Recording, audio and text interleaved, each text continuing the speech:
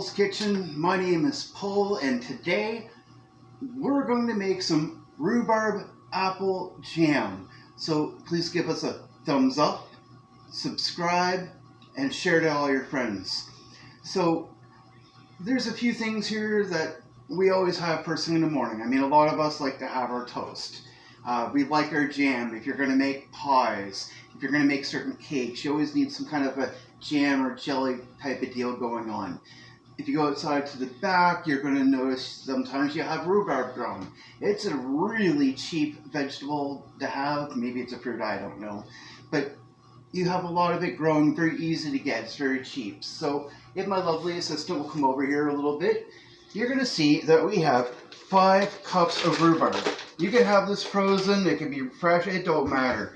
You can buy it, no big deal. By the way, I want to make a comment about my last video. I said you should always use canned tomatoes 100% of the time. I should have actually changed that a little bit. If you're going to have it on a sandwich, you should have a fresh tomato. There's certain things fresh tomatoes are good for, like a sandwich, a salad, stuff like that. But anything you're going to cook with should be in a can. So enough of that. So, if my lovely wife would come in a little closer here, you're going to notice we have 5 cups of rhubarb. We have 1 freshly squeezed lemon. Notice there are no seeds there. Those are taken out. Very important. We also have 5 cups of apples. Personally, I like Granny Smith. Those are really good. Doesn't really matter too much what you want to get. Whatever you have is usually good enough. 5 cups of them. Make sure they're cut up really good. At the same time, you'll see the rhubarb here. Very freshly cut up. Very thin, right? Because this has got to melt down, got to make into its own gel. Most people are going to use 2 cups. I'm only using 1. Most people are going to use regular sugar, brown sugar. I don't. This is a stevia brown sugar mix. That's what I was able to find. There's many different types of sugars. This is what I'm using today. It's a very good sugar. If you're using something like stevia, you have to cut your measurements down half of whatever you're doing. 1 cup should be more than enough. And because we're using apples today, I'm going to use nutmeg. Nice generous portion of it. Nutmeg is awesome. It gives a nice rich texture and flavor to it. It's very simple. I mean, rhubarb, apple, sugar, nutmeg, and lemon. Now, another little trick is, if you have tea, if your wife's a tea drinker and she has some of those fake tea bags that you can put your tea in and reuse them, right? You can put the lemon seeds in that, close it up, and pour it in, because that way it's going to work a lot better for you. So here I'm going to take my ladle, and I'm going to take this, and of course someone's going to follow me.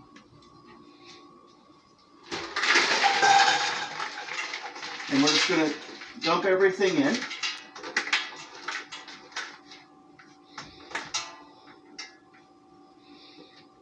Don't like to waste food here, so I mean, it's not a good thing to do. So my loving wife is going to have fun doing dishes in a little bit. My wife loves doing dishes. I'm going to put the apples right in. Now the good thing about this, it doesn't require you to do a whole lot of babysitting. You do need to keep your eye on it. You know what I mean? Don't go running out for a cigarette, a beer, go to the grocery store, stay home. But you can go sit and watch a video for a little bit, come back and watch it stir for a little bit. You don't have to be right here.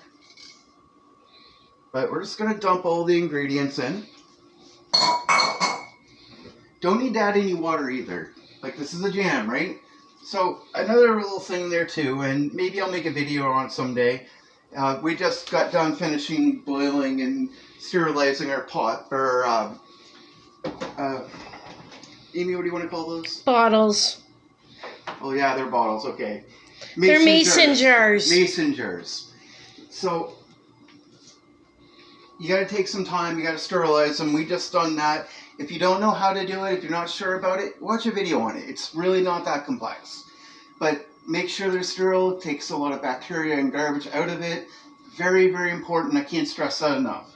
So now we're going to open our child-proof nutmeg thing, and we're just going to dump a bunch of it in. It's not a sugar thing, it really isn't, but if you're cooking anything with apples, or you do anything with apples, it's really good. Believe it or not, if you really think about it, nutmeg is kind of what gives apple pie its signature zing. It's just about texture, right? So now my lovely assistant's going to watch me do this here, and I know what she's thinking. She wants to put her hand right in and start gobbling down. This is my wife Amy, by the way. I'm going to steal this for a second. Hi. She's Dutch, so she does a lot of weird things, and this is the way she is, and that's alright. Can you see that good? Yeah. So now we're going to look at the front, and we're going to put it on 7. And what we're going to do is we're just going to sit here and let it soak up. And it may take a good time there. Now, when you see it start bubbling, and we're going to take a break because you don't really need to see me do this. But when you see it bubbling, then you want to turn down the 5 or middle. Now, if you're using a gas oven, then you know what? You have to be a little careful of this because it is quite serious. You can really start a fire or anything else. And, you know, Lord forbid, you just spent all morning chopping stuff up.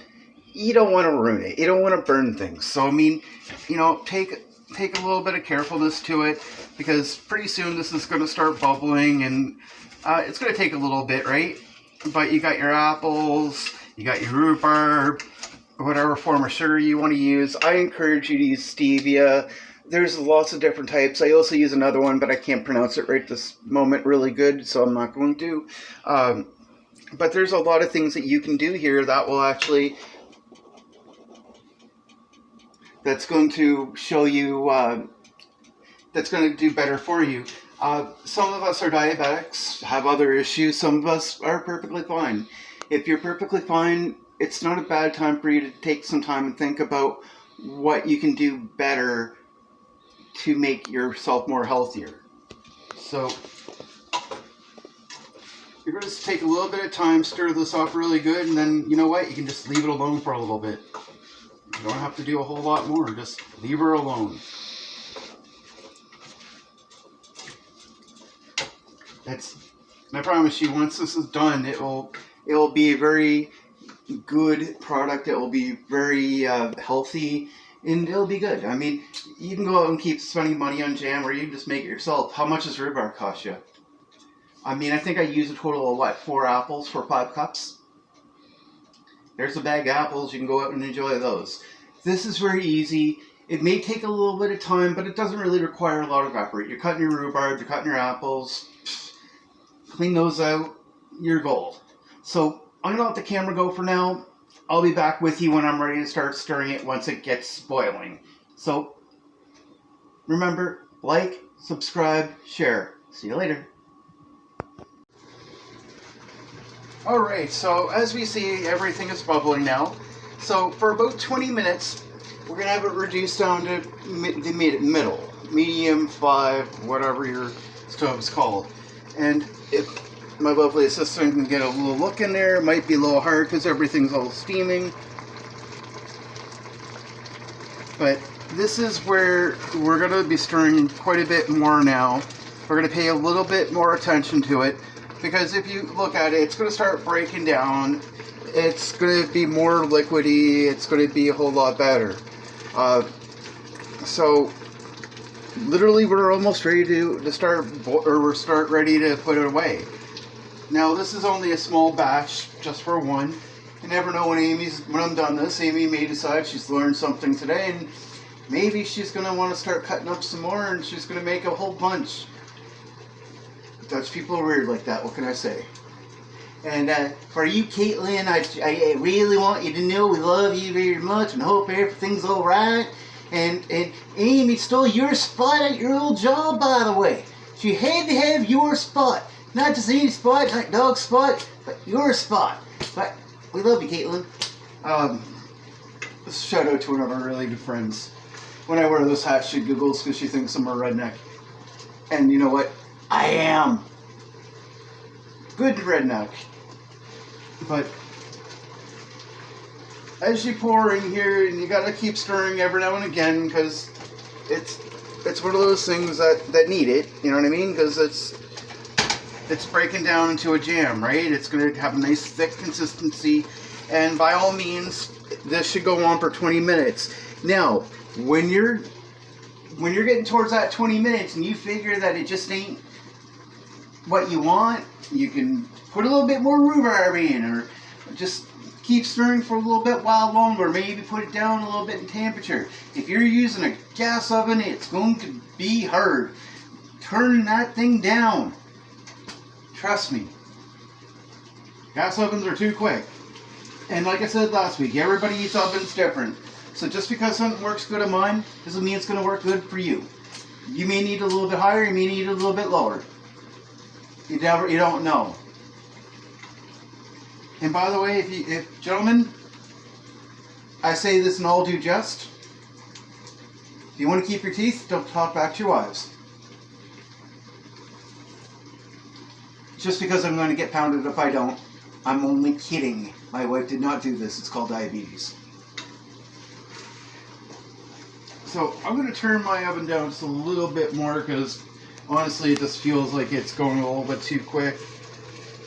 But you do need this on because it's got to break down a lot of this stuff. Rhubarb's a very tough thing. It's very, very hard. It's very, it's not the softest thing in the world, so you have to break it down a little bit more. So that's what you're going to do. But I think when you look at this, it seems like it's breaking down pretty good. Pretty good as Aunt Sarah and Uncle Daniel's little burn dance they had last night. Tell you, Amy got home and shit was all good. And she couldn't keep her off the tables. Neither could the dogs or anything, but that's another story. Anyways, I will be back in about 20 minutes when we're ready to start bottling this. If you're entertained there, please like me. Please share me with your friends. I try to be a little comedic and I try to have a little bit of fun. Because God knows 20 minutes is too long to eat. I'm getting hungry. See you in 20. Alright, so everything's all done here, and if you can come in here in the pot, it's done. I mean, that's pretty much all it is. It's going to be a little bit chunky, and that's perfectly fine. So Amy's going to come with me over here a little bit so she don't trip me or anything, and we're going to find what Amy calls her head masher. Her hair gets all sticky and she has to use this to clean it all off. True story. So everything's pretty much all done here. We don't need to go too much further and just keep using power for no reason. Just to finish it all up, we're just going to mash the rest of the apples, because those will take a little bit more, but the rhubarb's already done. So you know what, if you keep going normally, you're just going to start burning things. We don't need that. And if you're my buddy in my chat room that always has a problem, if your oven doesn't have a fan, put a fan right there. Face it out that way. It'll help funnel some of the air out, and it'll do a world of wonders for you. And your neighbors will love you to death. I mean, heck, if you just put us on your door in need of fan for cooking, I'm sure just to get rid of your fire alarm, they'll probably buy you one. Heck, you probably have a whole dozen of them sitting at your door when you come home from work one day. Talk to your landlord. Utter garbage. Needs to be fixed. Now, this in all essence is going to be a little chunky, and you know what? Teach your own. Some people are going to like smooth. If you like it smooth, put a little bit more. But once this starts cooling down, it's going to start doing better. So just going to take a ladle, and you want to be careful here, because you don't want to make a huge mess either. Now, if this was Amy's cooking video, you'd see splatters all over the place, all over there. Amy's Amy, she's Dutch. I mean, I can't begin to tell you how weird Dutch people are. She knows what I'm talking about. She just don't want to admit it. And you're just going to fill your bowl, your thing here. Now, this is probably the first time making it, so I wasn't sure exactly how much it was going to make. If I'm going to make another one, I'm going to actually buy smaller mason jars. This is kind of not necessary for as much as we have here. You can use this as a spread. You can use this as jam if you want. If you want to make somebody a nice cake, this would be a really cool filler. And it would taste really good too. The apples, and even though we're only using half the amount of sugar is what it's calling for, it's still going to turn out nice and sweet. You can always put a little bit more in if you have to. By all means, no one's going to judge you. It is what it is. We're all unique. We all like different things. Now, Amy would I use 1 cup. Amy would probably use 10. You wonder why she's turning diabetic, right? I will let you know one thing. One of the most important things that you have to know about this is you have to watch what you're doing in the oven. If you don't pay attention, it will burn, and that's not a really good thing. Also, it's very important to pay attention to how you sterilize in your mason jars if you're using them. And I'll tell you this: if you're going to make a bigger batch, you need mason jars because it'll last longer. It'll freeze. You can freeze it and use it much longer. But the thing is, if you don't sterilize properly, there's a good chance you can get really sick off of it. This is COVID season, so you really want to pay attention to what you're doing for your cleaning, right? Now you're gonna see a nice full sink, and this, believe me or not, Saturdays is usually Amy's kitchen day. It's not that she cooks a lot, but she spends a lot of time cleaning after me. Yes, you're welcome. Okay, so I have to go to the office to find where I have mine, but clean that off when you're done. Put it in and put it in the fridge. Now, this should be used within a month. We'll use it for jam. We might use it for other types of spread, but that's it. So this is my apple rhubarb jam. Get a good look, Amy. Please look on top here. So if you liked my video, if you taught you anything, like, subscribe, share it.